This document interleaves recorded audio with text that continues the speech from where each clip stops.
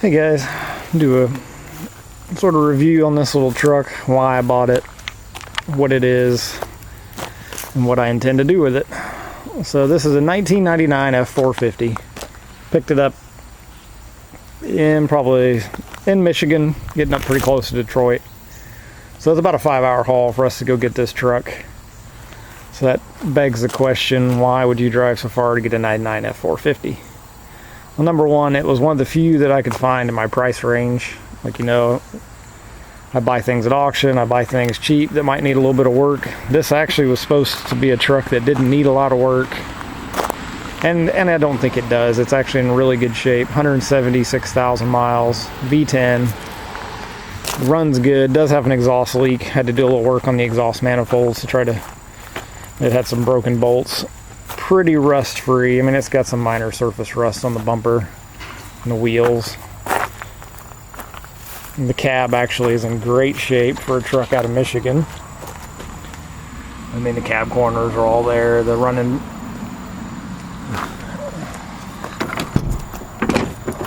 rails in the cab are all there. The doors just barely got a little bit of rust on it. Nothing major. So I mean, the interior is in decent shape. So from that aspect, it's a good truck. Got a flatbed dump on it. And I ended up wanting that because for a while there I thought I was going to end up getting a gooseneck. So put a gooseneck ball on this thing. That way I could have a dump trailer or dump truck if I needed it, or be able to tow a gooseneck.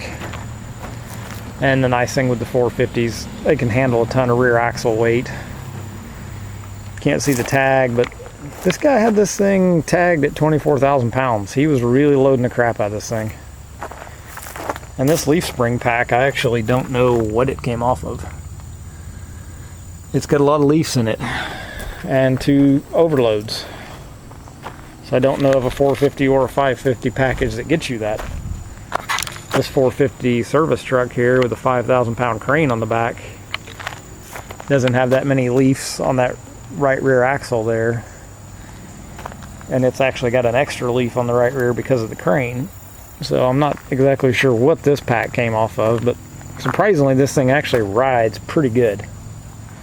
I'm really amazed at the ride of it empty. But back to the question of why I buy 450 with a V10. Number one, the V10s are pretty bulletproof, especially in this year range. They don't have too many issues. If they are, they're fairly cheap to fix. Worst come to worst, the engine blows up and I get another, you can get a reman V10 heads to oil pan, I think, for around 4,000 bucks. I mean, you can't hardly buy injectors for a diesel for that price. So. And the intake, nothing ever goes wrong with the intake. Fuel injectors aren't that expensive on a gas motor, so that's the reason I like the V10s. They got a lot of torque. They do pull pretty well, and this thing's geared, the 450s are geared better than the 350s and other things. But the main reason I buy them is the brakes.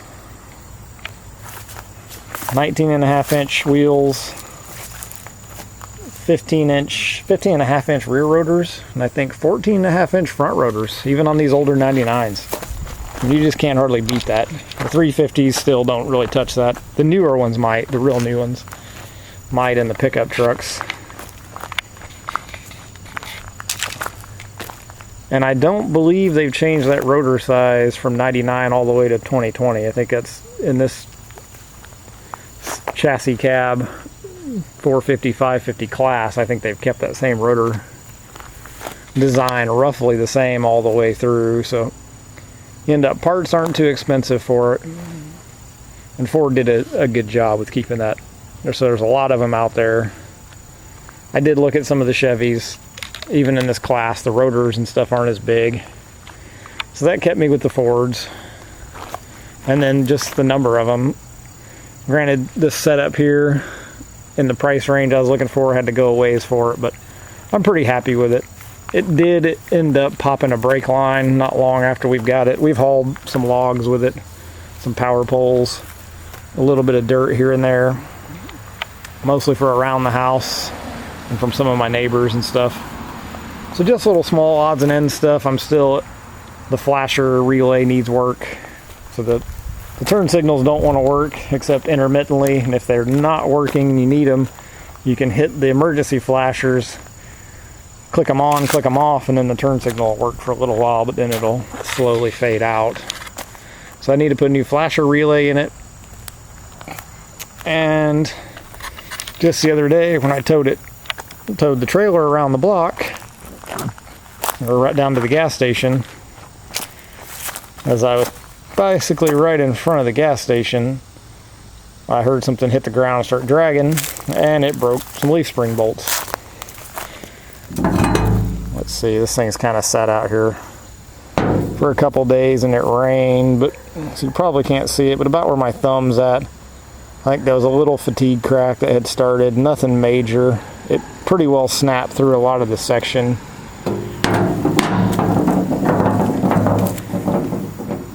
But it did look like it had some spots internally, so it might have had some fatigue cracks that had worked their way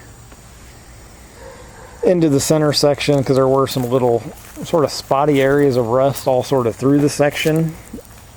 There was a lot of gray area when it snapped, so it definitely had a good bit of material still there, but maybe with just the weight of the skid steer on the rear axle and the brakes, which I wasn't, like I said, I'm only probably, the gas station's a quarter mile from here, so I wasn't going fast, but maybe just the extra braking and the weight was enough to twist on those bolts to make them pop. But good to find it close to home. I don't know if I've said it in my other videos, even though I buy older used equipment, I'm handy enough to be able to repair on them. That's why I can get by doing that. If I wasn't handy and mechanically inclined, I wouldn't be doing that. I'd be buying newer equipment and dealing with payments. But we did pick up 4 new U-bolts here from a local shop. So we'll be replacing those, replace all 4 of them just for safety's sake. I don't want to have those break going down the road and have an axle try to get away from me. And they're not that expensive. I think they're about 20 bucks a bolt, 25 bucks a bolt. So get that upgrade. It did pop a brake line, as I said, when we were here in the yard. We were actually sort of stabbing the brakes kind of hard, trying to shake a load out. So I do like to test my vehicles close to home to make sure they're good to go before I take them out on a job. I don't want to have that happen out at a customer site and have to deal with working on stuff out there. So I do try to make sure my equipment is in as good a shape as it can be. I don't need it to be brand new. This thing will serve me for a long time. If I intend to keep it for a long time, I might end up finding something new and buying something newer and end up selling this and sort of trading my way up. That's another way to do it. At some point, maybe I'll do a video on my business philosophy. I think it's similar to others on YouTube, like Andrew Camerata and some of the other guys that use good equipment that's just older. And I definitely prescribe to that philosophy. I don't want to have a bunch of loans and things tied up in equipment that I have to pay on every month if I'm not using it. So I buy stuff outright, so I don't have a payment on it. I'm not losing anything with the COVID. The only thing I've done, I put liability insurance on that thing so I could drive it back. Haven't even swapped the tags over yet, so it's not really costing me much to sit here. I think commercial liability insurance on this truck for me, with my driving record, is I think a little around $300 a year. It's not too bad. So, but that's liability only. So I don't have to do the full coverage and all that other stuff. That really jumps the price way up there. So, and if you've had any sort of accidents, that'll jump the price. And then I like to stay at the 450 because it doesn't require a Class C license. I will be probably working on my CDLs here with this setup though soon. So, hope you liked the video. Why I like the 450s. and the advantages to using a 450 over a 350 or even a pickup truck. I do it for safety. So, because I've had trailer brakes not work and need to stop, and I've had 15,000 pounds on this, about 13,000 pounds on this trailer before, behind an F450, and needed to stop, and the brakes didn't really help me out a whole lot. So I've had those pucker factors. I don't like them. Granted, that wasn't a regular occurrence. It was, we went to pick up some pig slats with this F450 in this trailer, and we were told to wait on the pig slat, and once we got them home, we weighed them, and they were actually about twice of what we were told the weight was. So we ended up way overloaded. But sometimes that happens. I didn't have a scale. I just sort of had to trust the guy and what he said they weighed, and they loaded us out, and we took off. And you could tell as soon as you took off, it was pretty heavy. But we took it slow and easy, got it home. Like I said, even though the brakes sort of failed me and I had sort of a panic moment, I wasn't running real fast, so I was still able to stop it.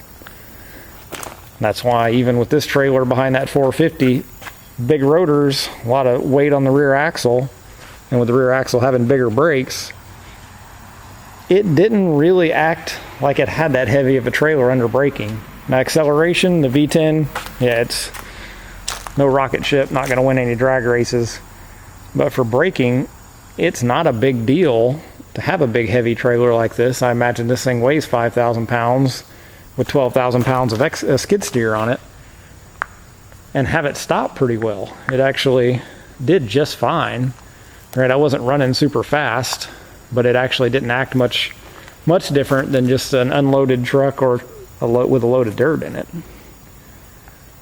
So that's the big advantage I see in these trucks. Everybody's different. Everybody has their own opinions and uses, but that's why I choose things the way I do. So hope you enjoy. Like, subscribe. I'll be putting out more videos. Always stuff here to work on, and always looking to buy and sell and get other jobs done. I've got some trees to take down here soon, so I'll be having some more videos on that. So hope you enjoy. Thanks for watching.